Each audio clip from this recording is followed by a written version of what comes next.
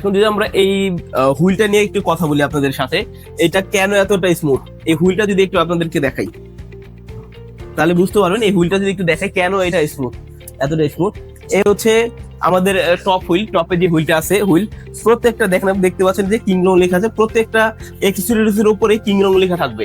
আর এগুলো আমরা অনেকেই মার্কেটে এগুলো ওই ডুপ্লিকেট কপি আনে যাদেরটার মধ্যে কিংলংটা লেখা থাকে না। আমাদের দেখেন প্রত্যেকটা মালের মধ্যে কিংলং লেখা থাকবে। আমরা যদি একটু বটমটায় আসি, এইটা হচ্ছে এটার বটমটা যেটা নিচে থাকে, দুইটাই হুইল। এইটা হচ্ছে বটমটা যেটা এই নিচে যেটা আছে, এইটাও কিংলং এর। আপনি দেখতে পাচ্ছেন এখানে কিংলং লেখা আছে, যে কালারে হোক 100% কিংলং লেখা থাকবে। এখন যদি আমরা আরেকটু পরে হার্ডওয়্যারটা নিয়ে কথা বলি, সেটা হচ্ছে এই ট্রান্সমিটারটা নিয়ে যদি আমরা একটু কথা বলি। এইটা হচ্ছে একটা মিনি লক। এই লকটা যদি অনেকে চান যে এইটা এইটা লক করবেন, শুধু এটা মুভ করবেন, তাদের জন্য এটা লক হয়ে যাবে।